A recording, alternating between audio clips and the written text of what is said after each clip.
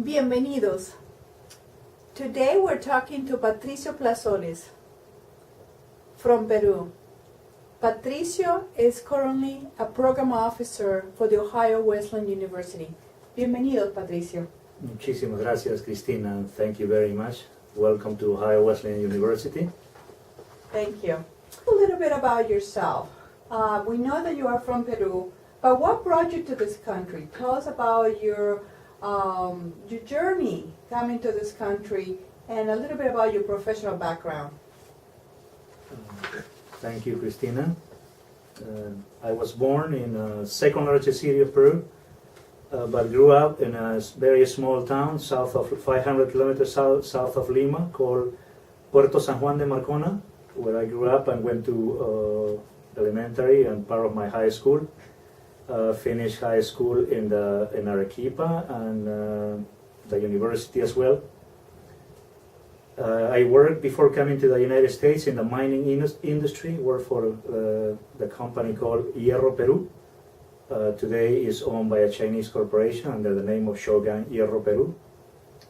And after 6 years, I came to the United States, pretty much with the intention to visit, more than this being a target for me to immigrate.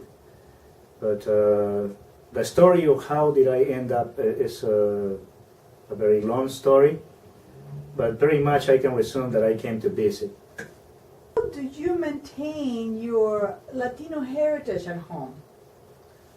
Well, I started to begin with after I got married. My wife went to college just to learn the language that I speak, my native language, Spanish, so we can communicate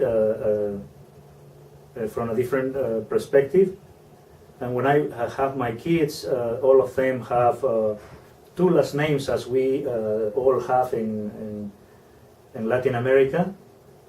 And I never spoke until today in English to my kids. I always did speak in Spanish. Not with the intention to make them bilingual, but I knew that I would have always challenges with the English language, so I can communicate with them and they could understand everything that I say. And we celebrate birthdays, and when we sing in Spanish. And they communicate, probably I would say that they don't have the fluency in Spanish that I would like to, but they can understand everything. So maintaining the heritage alive has been through the language. Any other things that you keep doing, any things you brought from your country that you're now doing here? Maybe cooking certain foods or visiting certain places. What else besides the language? Well, probably the other most important thing are some of the stories about Peru, but fundamentally probably the food. The food are a fundamental part of our culture. And who does the cooking? Well, I do most of the Peruvian cooking, but my wife also is the best cook, and she has learned to do some of the dishes, and even she has put a flavor of the American cuisine into the Peruvian food, and that has a very interesting fusion and flavors. And your wife is from this country, right? Yeah, she is from Michigan. She's from Michigan. Okay, so you have a biracial marriage. I do. Okay, and how you have been able to move from your Spanish language being the language that you use to communicate your deep feelings, so now use an English language to communicate those deep feelings? In terms of communicating with my kids, I continue doing that in Spanish. I think that's the whole purpose of speaking with them since they were babies in my language, so they can understand exactly what I want to say. When it's not your language, sometimes you think that you are saying something, but you are not. And since it's not your native language, you maybe think that you are saying something, but it's not exactly that. It's not coming across in the way that you would like it to. Yes, right? in that depth.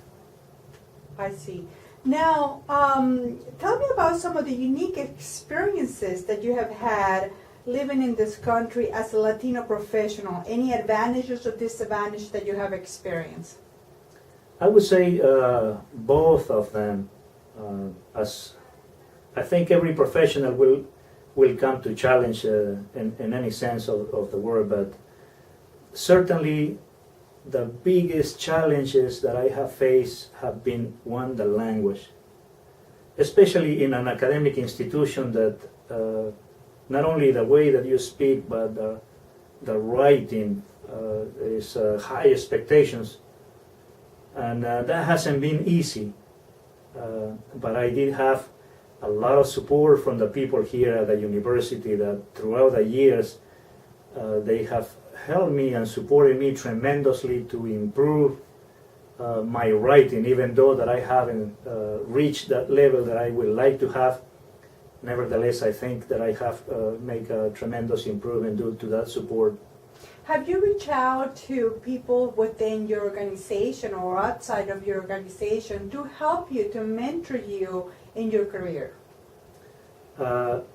Yes, and I started to do that not long ago. Before, I probably would say that was a mistake. And in this particular case, I guess the best mentor has been my wife. And she has helped me a lot to understand a lot of things that I didn't before.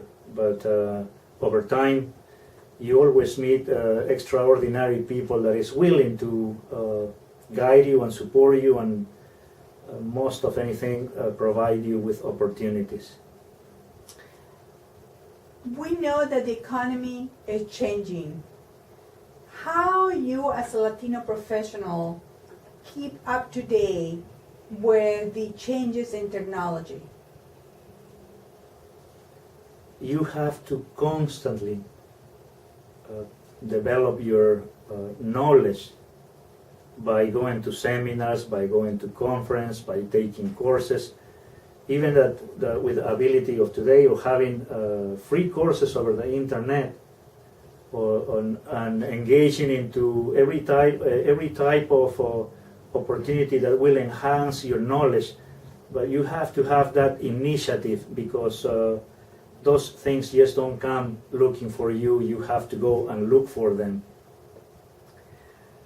When you are, or maybe in the past, when you were looking for a job, what were some of those things that you wanted to find on a potential employer? What were some of the benefits that an employer will offer you that will get your attention for you to consider them as an employer? Fundamentally, for me, is that the values, the principles of an organization are well aligned with mine. If I see that an organization possesses those values of integrity, honesty, I will be first aligned with that. Another thing that I will look with an organization of that nature is if they are going to allow me, they are going to grow, to guide me, to mentor me, to make me grow and provide opportunities. Without those, it is impossible to move forward. You need someone to guide you, to mentor you, and to provide the opportunities so you can show that you have abilities and you can implement those abilities on behalf and to the benefit of any organization. When you are considering organizations and you see that no one that looks like you or has a similar background like yours is on any of the executive positions, how does that make you feel?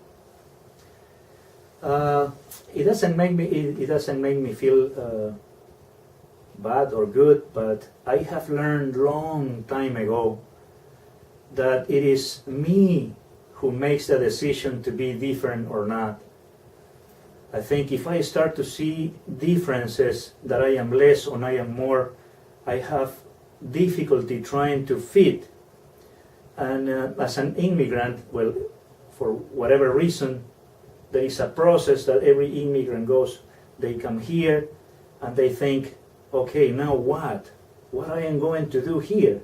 Everything is different, the language, the food, the culture, everything. How do I fit here? Nothing is like me. And then you go to a process of struggles. I want to go back to where I belong. And then you struggle emotionally, socially, especially for the challenge of the language. But eventually you make a decision. Where do you truly belong? You cannot live your entire life thinking, look, I want to go back, I want to stay, I want to go back. You make the decision, and that becomes your way of life. And you cannot be thinking, I hope that they accept me. I realized that that wasn't the best approach, but I realized that they accept me already because I accept myself and there is nothing to accept. You get a sense of belonging already.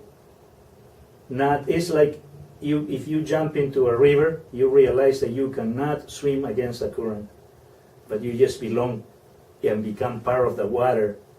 And that way you feel that you too are water with the rest of us. Do you feel that you are part of this community, that you are part of, that you are not an outsider here? I usually don't think in those terms if I am from here or I am from there. I don't focus my mind into that. I think I feel pretty comfortable here. And I don't have to think if the people is going to accept me or not, because as soon as I do, I am going to, every time that I come with somebody new, I have to ask myself, will that person accept me or it will reject me? But I don't think that way. I just feel that I belong here. And then that takes away that portion that I have to always think if I fit or I don't. We understand that you recently received an award from the government in Peru. Can you tell us more about that? This was a very exciting moment. I was nominated, in fact, by another person who is Peruvian as well and lives in Columbus and who has been recognized in a different category than I did. More than 250 people were nominated for this award, and only 28 of us have received. I was in Peru for 2 weeks in the month of October. I was very fortunate to get the support of the university and participated in a series of events with the Peruvian government and also providing community service and outreaching at the universities for all Peruvians that live overseas that have made contributions to education, health, sports, and technology. So that has been truly an amazing experience because that is providing a different platform for continuing my academic development and also certainly open the doors to expand and share my personal experiences, professional experiences to other young people that come behind me. Excellent. And congratulations for receiving that award. Thank you. Give me 3 words that define Patricio. Patricio is defined by hard work, honesty, and integrity. Those are the core values that define Patricio.